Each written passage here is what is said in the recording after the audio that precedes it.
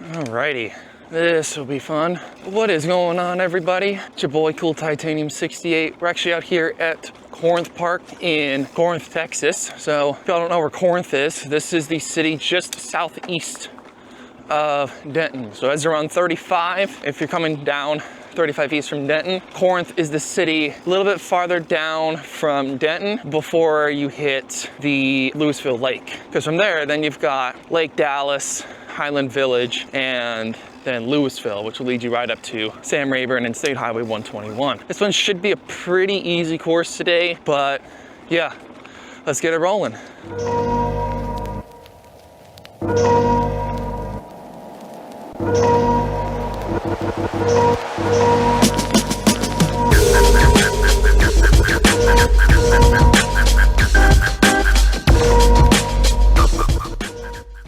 Now, I know on the announcement page I had said I was gonna go to Water's Edge Community Park over in, I believe it's Murphy, not Wiley, but we did run into a little bit of a problem. So today is currently Wednesday, October the 30th. I was originally going to record it on the 29th, which was yesterday when this recording is done. I forgot the chest strap, and the downside is that I don't have another mechanism that I can lock my camera onto my helmet. That is on my little selfie stick thing that's at home. So I still rode Water's Edge for the first time ever because it's not a Dorba maintained trail like Corinth is. So I had no idea what I was getting into. Now, we'll see if we'll get this done soon. But to be honest with you, with how much rain is happening within the next couple of weeks, I'm most likely gonna just wait until like more trails have started opening back up. Holy cow. I forgot where the interest is to get back into the trail. Oh, I think it's up here. Okay. I think. Oh, I haven't even been on the trail. Oops. All right. Let me get, wait, that's not the trail. This is. Okay, so now we're back on the trail. All right. So now the reason why you might see this and think, wait, you said you're recording on a Wednesday. Why? Well, the reason is that actually later today is supposed to be a lot of storms for October the 30th. Now the upside is October 31st, which is Halloween, and November 1st, which is All Saints Day, there's no rain. I mean, some trails might be open, so I might get something in on a Friday, but whatever video I get in is gonna go for not this week's video, but next week's video, the 12th. So we're at Corinth today, and then we will go to a different park if it's open and I haven't recorded it. I really, really don't wanna go to Oak Cliff for this recording week because, well, then next week would pretty much be hard time to find another trail because it's gonna rain pretty much all through the week. So it's gonna rain, it's supposed to rain Saturday morning. Oh wait, hold on. At least from what I remember hearing, it's supposed to start raining sometime Friday night after midnight. And then Saturday morning will still be rain. Storms will develop more in the afternoon, and that'll lead you all the way into Sunday with the most amount of rain coming in Monday. I believe that is the 4th. So a little bit of stuff going on. All right, what's going on, everybody? This is Titanium in front of the camera. And today I'm going to teach you guys an important lesson on why you should never trust your weather forecasts. On this video, which I recorded back on Wednesday, right now it is November the 3rd, as I'm going through and editing the video, I had said that it was going to rain Friday nights going into Saturday and pretty much going into Sunday with more rain on Monday. Here's what actually happened. Nothing happened Friday. There was no rain. Saturday, there was a couple small pockets of light rain in the morning. I know that because I was working out at Montgomery Park in Dallas and I got rained on. Now today, the 3rd, what happened is it didn't rain through most of the morning up until about 11:30. Then there was a storm that came through and it pretty much canceled the rest of the thing. And I can pretty much show it on there. Yeah, that storm right there is the reason why our games, or at least the last game at noon, had gotten rained out. But outside of that, like, it hasn't rained all day. And according to the most recent forecast from Monday, it supposedly says it's gonna rain all day. So pretty much, as it shows right now, it's gonna rain pretty much all day Monday, November the 4th, with up to an inch of rain. And also, according to this, it's gonna start raining at 9 in the morning and going all the way through till 7 o'clock at night. Will that happen? Probably not. That is why you will always check the weather. And that's probably the problem with even some of my friends, is they are like so out of touch with the weather that they rely on me and maybe like 2 or 3 other people. And I'm like, guys, you have to like look at this yourself. Either way, back to the video. Now, when this video publishes, you either will have seen or have not seen a new live stream for severe weather. To be honest with you, winter is usually, well, I think fall going into winter is usually not the time for severe weather, but because it technically is a second source of severe weather, second quote-unquote season for severe weather, we'll see if I will decide whether or not I'm gonna do it. I've already sent a thing out to some of my friends saying, hey, I know there's storms coming in later tonight, but there is, at least for today, the 30th, a 10% hatched risk of tornadoes. Would y'all want me to live stream just as like a test bed and to see what aspects I should add in when it comes to tornado season in March, and maybe even some in January, February, depending on how active those months are. We'll see. Woo.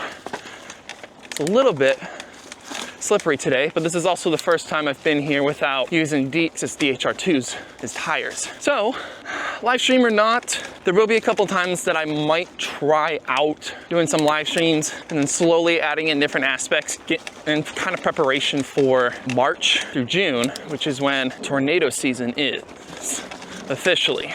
And we'll see if we'll get to see anything big. I don't know if we'll see anything big this week, well, tonight, October the 30th, but it'll be something interesting to see, something very interesting. With that, let's actually just talk about what kind of videos are gonna be coming out this week. So on a Tuesday, well, at least, well, today we have the new mountain bike video coming out. And again, I'm not gonna go out to Fry Street Tavern again. Like last week, I do have an exam on Wednesday. This time, it's not a history exam. This is my math for business exam. So yeah, kinda don't wanna go out. Not a smart idea. We're gonna have a math for business exam coming up, have that to do. And I think I might have my, I don't remember if my managerial accounting exam is due sometime this week. I don't remember, but I'd have to double check. Those are the last 2 things that I'd have to complete for exam wise. Outside of that, so that Wednesday, we have a video coming out over Interstate 820. This is the last interstate we will go over. Ooh. Just because there are no other interstates in DFW. I kind of already combined 45 into Central Expressway, so it's not much really to say about that. We've already talked about Interstate 35, Interstate 30, Interstate 20, and then already talked about Interstate 635, with now the last loop being 820. Now 820 is actually a little bit interesting because it was originally a beltway. So I don't know if I've explained this before, but a beltway is a loop that is on both sides of whatever highway it is bypassing. So unlike 635, where it's an eastern bypass of Interstate 35 East, 820 originally bypassed Interstate 20 to the north and to the south. Now mind you, 820, well, sorry, not 820, Interstate 20 used to lie on the current corridor of Interstate 30, leading up to the I-30 US 80 interchange. I probably explained that multiple times, but for those of y'all that don't watch any of my other previous videos, wanted to put that out there. With that in mind, when 820, well, when the I-20 bypass loop was built and then officially designated in 1987, it became a northern bypass loop of 820. And then I-30 pretty much added another 50 miles or so to its west from where it was originally started. Something cool, but yeah, let's see. And then this Friday, we're actually gonna be going over a plane known as O'Hare 21. So you guys might be wondering, what in the world is O'Hare 21? This is Chicago O'Hare's International Airports' capital investment program. Similar to how DFW's capital investment program is named DFW Forward, Chicago O'Hare's is named O'Hare 21. And we do have a lot of aviation content coming up. I believe that will be episode 12 of this series, which means we're almost halfway done with re-looking at older videos. And then from there, I do have 4 airports. Once we've gone through, after that, I think we've got Denver, Charlotte, Houston, George Bush, Seattle, Tacoma, and then Orlando. I've got 4 airports that I've seen, I want to take a look at, and then some of y'all have recommended. So one of them is Fort Lauderdale International Airport, which ironically is considered to be the reliever airport for Miami International. And I might add Miami as well, just because technically that is the southern gateway into the US from Mexico and Latin America. Then there's also Newark, which I found to be interesting because they're about to completely redo some of their gates to help facilitate expansion, especially since the New York City airspace is already very congested. I know LaGuardia also, I think they recently finished up all of their stuff. I'm not too sure, but if they haven't, that is another airport we'll look at. I was recommended by one of my friends to look at Boston Logan, so we'll have to see if there's any new capital investment programs at Boston Airport. And then I believe I also looked at Austin Bergstrom, with Austin kind of setting record days multiple times this week because of, well, UT being the big draw for Austin, as well as Circuit of the Americas for Formula One. They are looking to expand that airport too. But yeah, it's kind of a bit interesting. Now when it comes to some of the next videos here, again, I'm gonna try and go to Water's Edge when I can. I don't know if I'll go to Water's Edge on Friday. If the rain really didn't hit Murphy that much, then I'll be fine. I didn't go now because when I drove up there, it was still like, it was like light rain, and I kind of did not want to ride in light rain. I decided, yeah, I'm gonna just come back over to Corinth, ride that for the day, and then I'll go to Water's Edge when it opens back up. And I believe this is the end of the northern loop here. So we've currently gone around the baseball fields to my left, and then that loop behind me. The next thing we're gonna do is we are going to go down. We're gonna cross Corinth Parkway here, and we're gonna do the rest of these trails. Again, it's not a terribly big trail, and it's actually a pretty easy trail too. If anyone's in like the Denton or like the northern I-35 East corridor, this might be the better place to go for y'all. Nothing against Frisco Northwest, it's just with 380 being really packed, this might not be the best thing for a lot of people. And I'm not saying this because I'm trying to be mean. It's like, to get to Frisco Northwest for a lot of people, they would either have to, A, cross the Louisville Lake toll bridge, which I don't think a lot of people really have, well, toll tags. Because if you live in the DFW area, the best thing to get is a toll tag, because otherwise you're gonna be paying double the rates on all the toll roads, like George Bush Turnpike, Dallas North Tollway, Sam Rayburn, I think 360 and Chisholm Trail Parkway, as well as the 2 bridges, Mountain Creek Lake and Louisville Lake toll bridges, and then the Addison Tunnel as well. So I'm gonna stop here for a minute. So we're currently right around here. So we're gonna go down here, and then we're gonna go towards the west, do this loop here, and then we are going to come back in and complete this loop here. So what this shows is that, yeah, there is a loop here that's connected to that parking lot, but we're gonna kind of do this, we're gonna do this loop last, so you'll see where we end up before we even start. Let's get it, let's go. All right.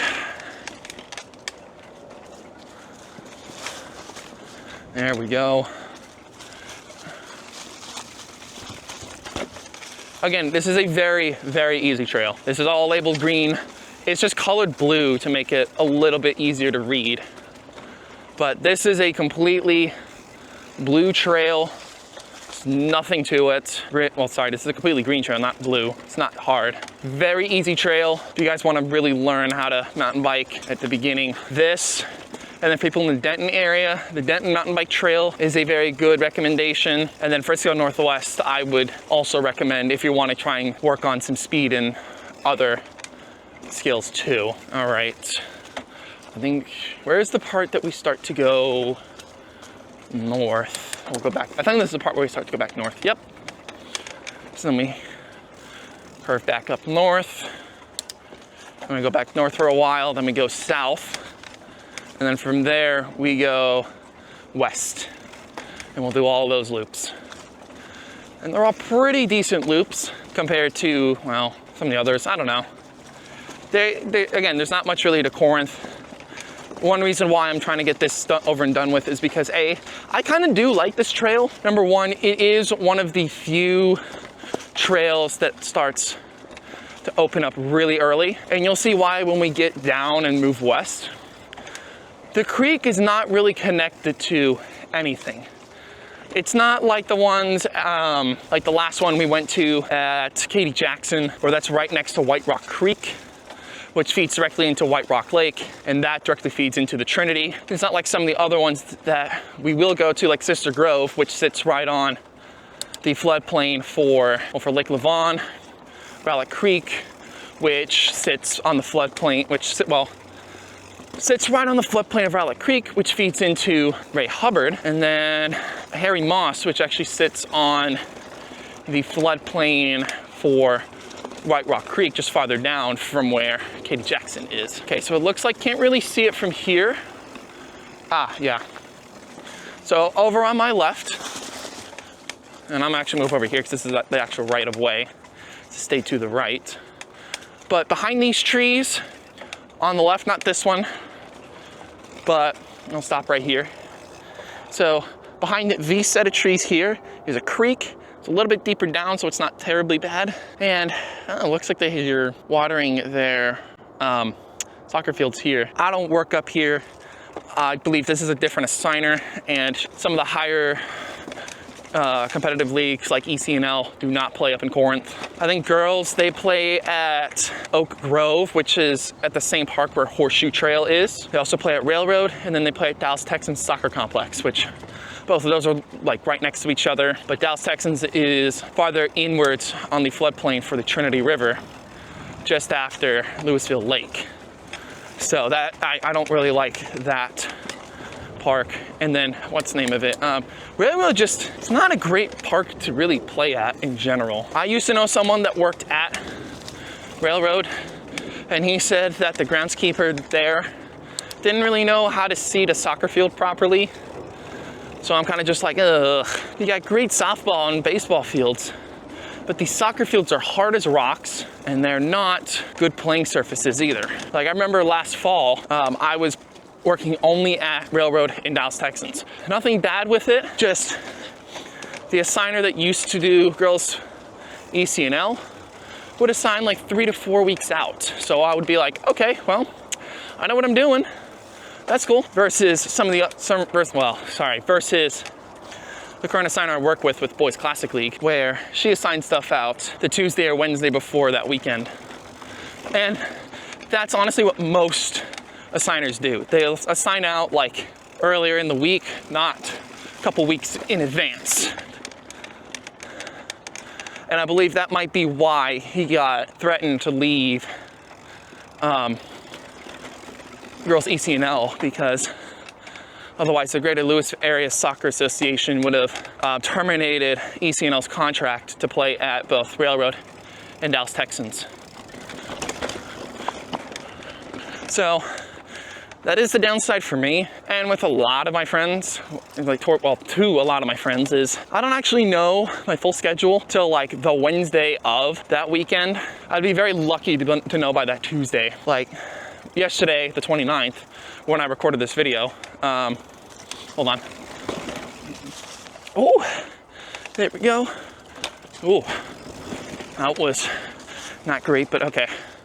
So on the 29th of October, my assigner had originally sent me both sets of games for Saturday and Sunday, but then took me off Saturday games. Oh, no, I'm sorry, not Saturday games, Sunday games. And I was like, well, okay, I'll just have to wait.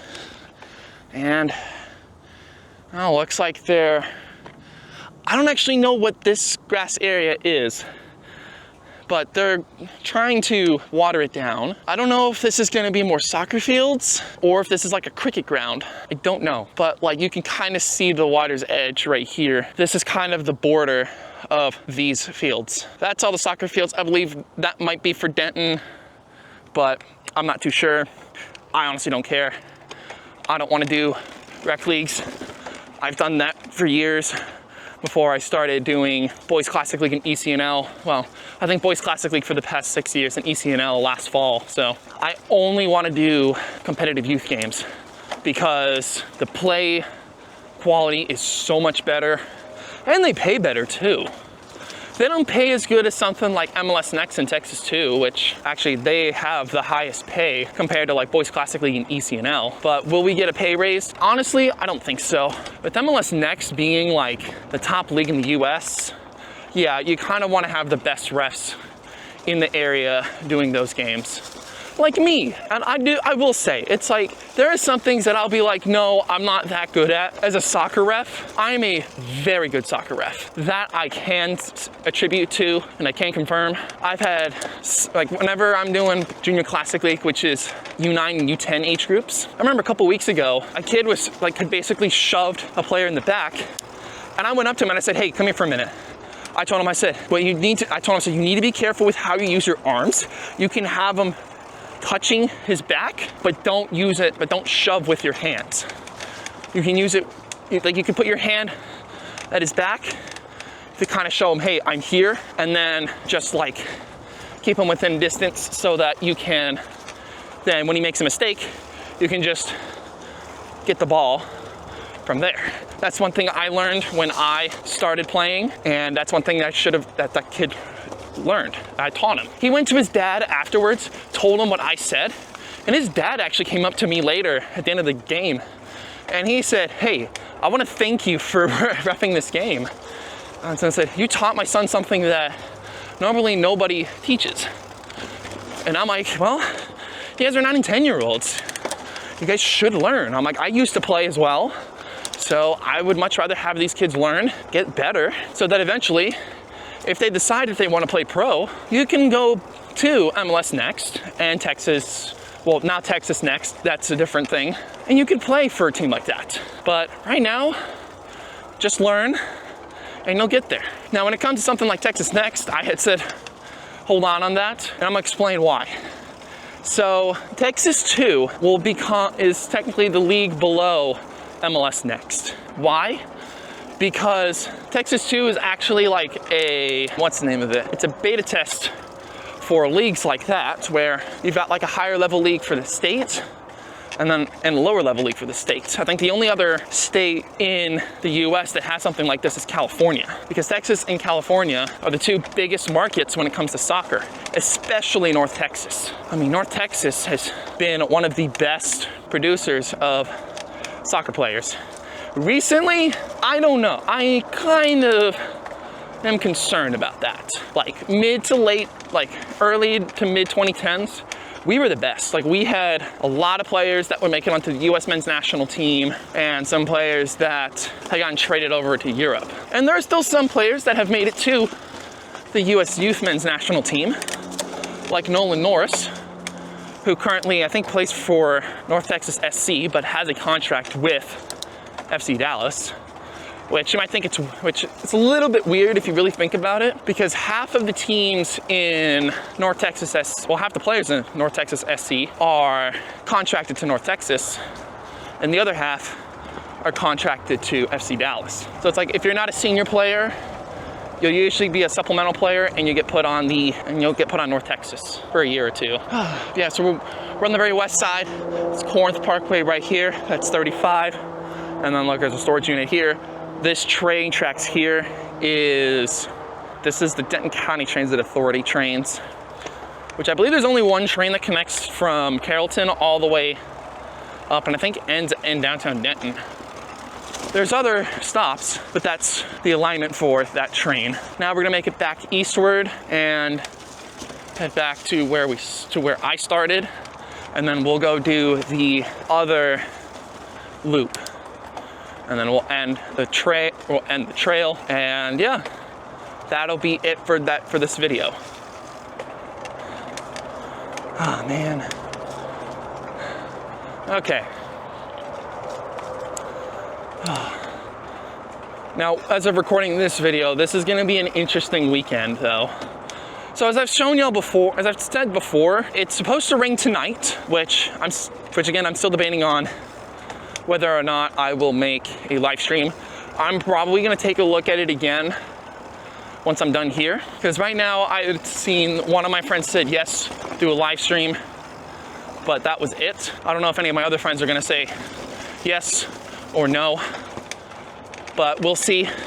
If they do say yes, then I am definitely going to have to promote the ever-living Jesus out of that live stream. And I'll check again, I'll check for that at like 3:45 after I finish my History 2 class, so that then I can probably just try and do that live stream around 6, and then we'll go on through the rest of the night. The reason why I'm only gonna do 6 o'clock is because I do have to go, wait, no, I don't really care. Well, I do have 2 classes, I do have 2 exams tomorrow, on Halloween. But I do have well, wait, what was I gonna say? Oh yeah, something about, I just don't know when these things will start exactly. I'm gonna have to probably, when I get home, I'm gonna probably have to make sure all the spokes here are tightened. I don't know if it's the spokes that aren't tight or something. Oh my God. Well, that was interesting. Okay, let me get back on here. That tree fell, and I can't really move that because I don't have like a chainsaw of some sort to chop it down and move it over. That'll just have to be there. Sorry. There's not much I can really do there. Yeah, I think this is the spokes. I don't think that's the brake caliper. There we go.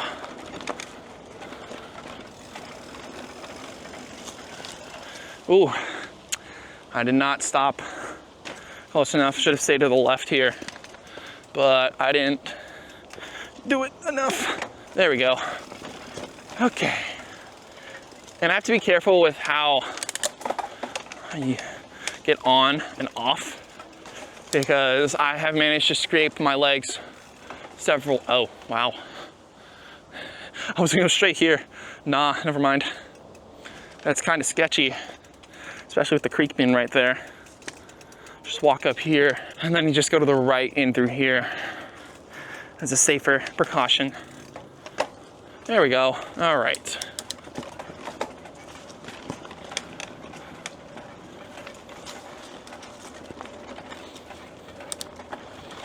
And then, here we go.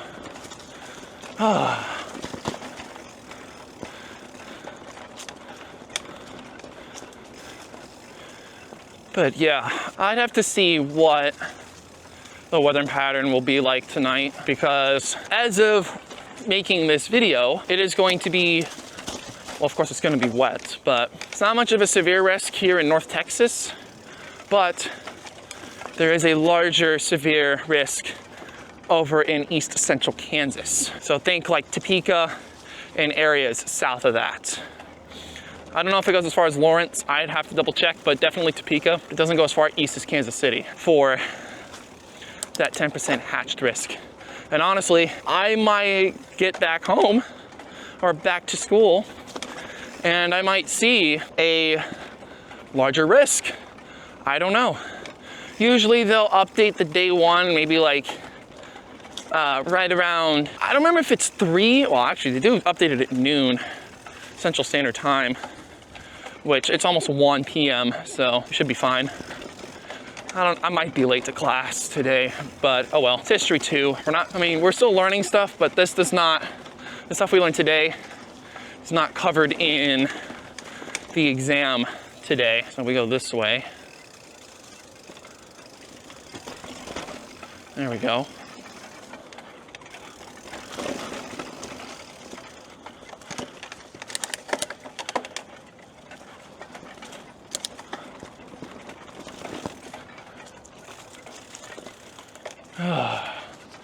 But yeah, if I'm a little bit late, oh well, not a big deal.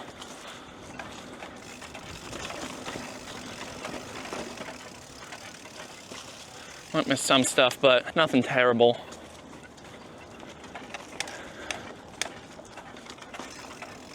And who knows, maybe I might actually start doing, well, no, I'm not gonna say I'm not gonna start I won't think about starting the live stream earlier, because I do have to do an exam that's due by 11:59. And I don't wanna be doing this at like 11, 12 o'clock, because honestly, I wanna try and focus on getting Friday's video. Well, when I'm recording this, I wanna get LAX video done, which you guys will have seen by now.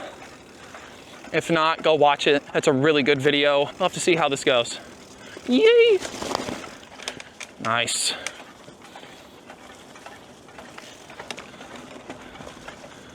All right. Now we're making our way north, back up to the start of, well, where I parked. And then we're gonna go kind of turn around, not on this part here, but we'll make the next loop, which you can kind of see over on my left, not the gravel trail, but the other dirt path. That is what we'll take, and we'll get this trail done with. But this area up here, where that car is, I mean, number one, that's my car, but this is where we start and we'll end. But let's finish this last loop, and then that'll be it. Man, all right. Here we go, making our way through this trail. And now I gotta go down.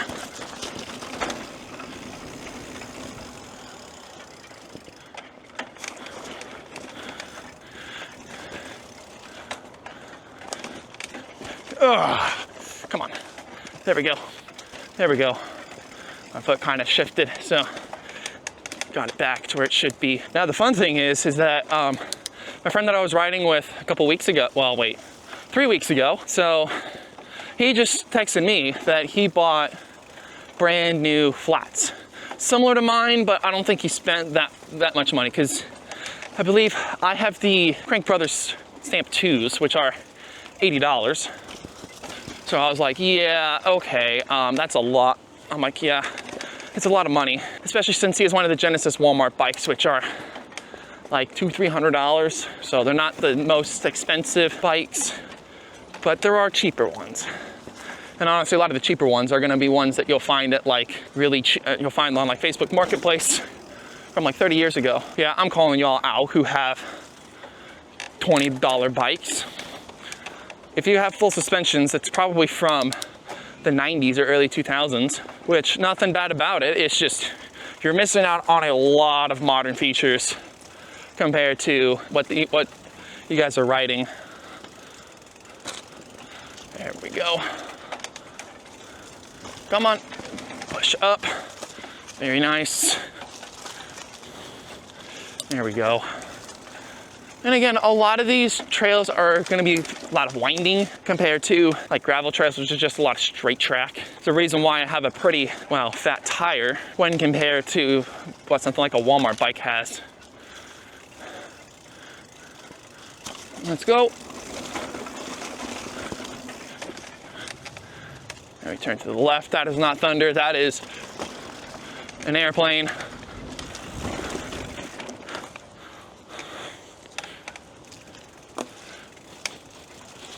I think that's yeah, that's an airplane. And I was like, that message was from Xbox on Twitter. Never mind. I was gonna say, if that was lightning detector, then oh boy, we gotta quickly go. But we're okay. I don't ride in the rain. I've done it once. It's a huge pain. Partially why I don't want to go to Oak Cliff. Nothing wrong with Oak Cliff, it's just, I have yet to try out that trail with these tires. So I don't know how well it's gonna go.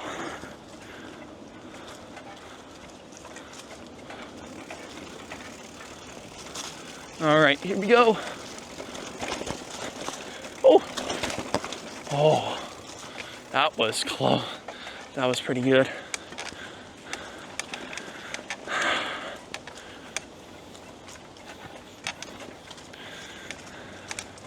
Oh, there's the little pond over here with the fountain. And from here, it's a little bit more of like winding stuff in and around this area of the trail as we come back to the end of the whole Corinth Community Park. set of trails. And that's the thing with mountain biking. It's like, you can go to a place and try one trail, that's cool, but it's always best to try and do like more than one. Because for all you know, there could be like one that's like only half a mile long. That's why I know there's a park in Denton that has some trails, but it's only like a couple thousand feet. It's like I could go there, but it's gonna be a 5-minute video. No thanks, I think I'm good. I'll wait until something else happens. Okay, winding around here. We got 2 trees we gotta go over. Actually 3.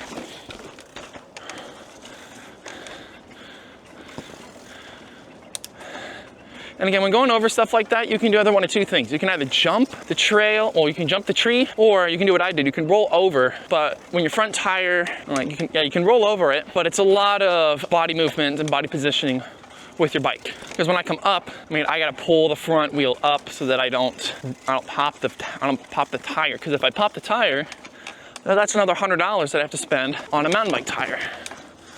Like here. I'll push down and I'll try and bring my front wheel up so that then when I come down, I can try and move my legs to where, or try and move my body where the rear tire can come up without really any problems. But hey, we'll see how that, well, I'm not gonna say we'll see how that works because you've probably seen it already, but it's something to learn. All right.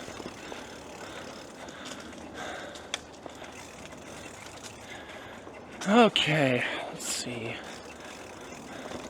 I don't know what else there is going on in life. There's not much really to do right now.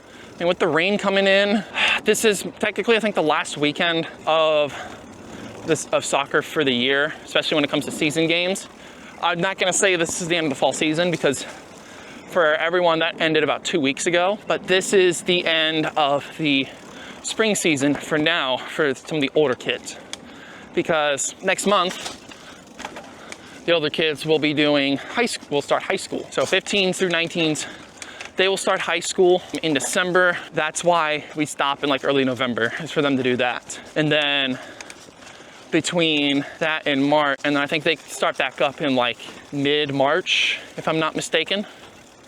And once they're done, then they get to play, and they'll finish up the season. They'll go on through until around April, and then that's it for the year for them.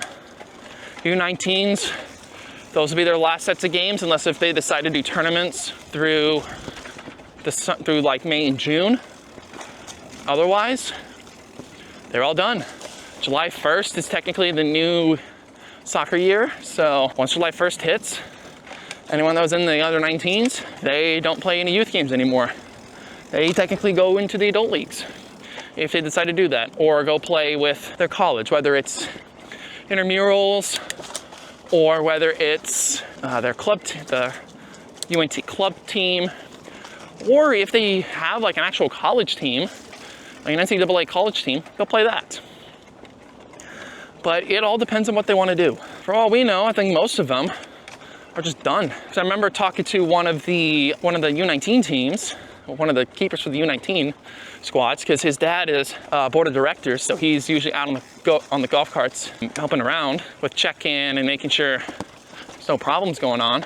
But I heard they're not going to be coming back for the fall season, like for that next season, even though they're U18s and they're in D1. They're not coming back because they're going to go do another league called NPL, which with the level of play that they have, if they're in the Red River, if they're with upper 90 in the Red River division, okay, NPL's pretty good. But outside of that, it's not really much. Like NPL with Texas Club Soccer League, also known as TCSL, these are the ones that have Girls Classic League play, Girls Classic League 2 plays at Railroad, but they're the ones that have Girls ECNL play at Railroad and Dallas Texans. And then the pre-academy teams will play at Lake Park over in Louisville. But that's pretty much it. Like the ECNL for Red River I've heard is not great. It's not that good because that Red River division is supposed to be for like far North Texas teams and Oklahoma teams and some Arkansas teams as well. But those Oklahoma and Arkansas teams actually come down to North Texas to play in the TCSL division, because the TCSL division is much more competitive than the Red River division. And what I mean by division, there's nothing to it. It's just these are like geographical areas that these teams can play in. There's probably one in Oklahoma for the Oklahoma City teams and the Tulsa teams, but even they decide to just come down to the other, to the Texas Club Soccer League because it's better. And technically, I think that's considered ECRL. So it's Elite Clubs Regional League, not Coast.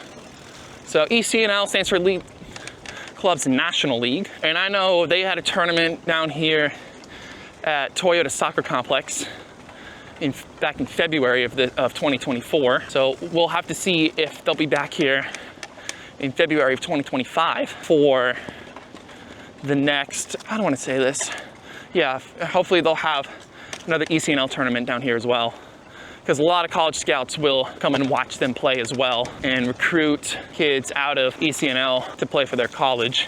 And for men, it's the same thing with MLS Next. If they decide not to go play for MLS Next, for any of the MLS Next Pro teams, like North Texas SC, then they decide to go play for college. But it's something interesting about that. And that's the one thing I do actually like about where I'm at right now. Like, I did explain last week how I wasn't in the happiest place when it comes to getting a relationship. And I know some of y'all have been like, keep your head, and I appreciate some of y'all's kind words. Like I know it's self-explanatory that you gotta keep my head up and just keep on moving. I don't know, for some reason last week, I was like, oh man, I really, really wish I was dating someone and all that. But outside of that, and I'm still like that, I still wish I could date someone, but I'm still pretty happy with where I'm at right now. As a referee, I'm getting a lot of opportunities to do some of the some of the more competitive tournaments, and I'm getting more and more opportunities to travel for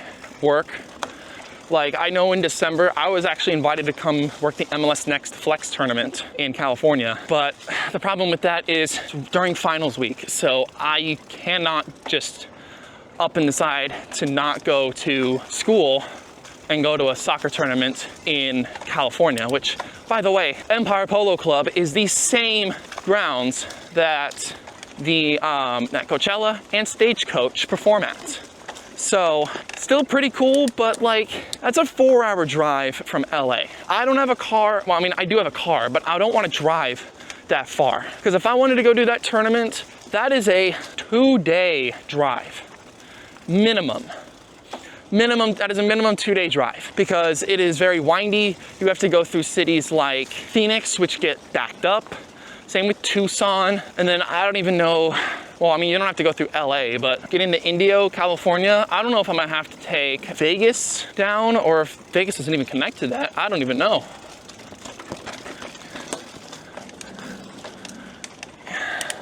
That is the downside of having to do something like that, is I don't know when everything is good. Oh, so this thing is not high enough to go across here yet. Okay, that's interesting. I believe that was the thing back there. Yeah, because that goes back that way to the other side where the other parking lot is. Yeah, because then you got to go in through here. We're pretty much almost there from where we are. I'm gonna go do the whole trail. Sorry, I'm not gonna cut corners. But yeah, as you can see, we're almost done. Like, that is technically, well, yeah, we're at the end. So here we are. All right, well, hope you guys liked the video here. I know it's not where I was gonna go earlier this week, to Water's Edge. Again, we'll try and go there whenever that opens back up and it's not wet. Before you guys go, make sure you guys like and subscribe down below if you don't want to miss any future videos, whether it be mountain bike videos, aviation videos, or automotive videos, or even when I do a live stream for weather, you'll be the first ones to know, and I will post out reminders on YouTube so that you'll know when this stuff happens, especially for some of those live streams, so that you'll get the half-hour notification, and then you'll get the notification right when it's about to start. Outside of that, again, leave a comment. Just about anything at this point. If you guys like what you get, like if you guys want to say you like this, you want to berate me in the comments about something, up to you. But yeah, I'm gonna let y'all go. Hope you have a nice day. Peace.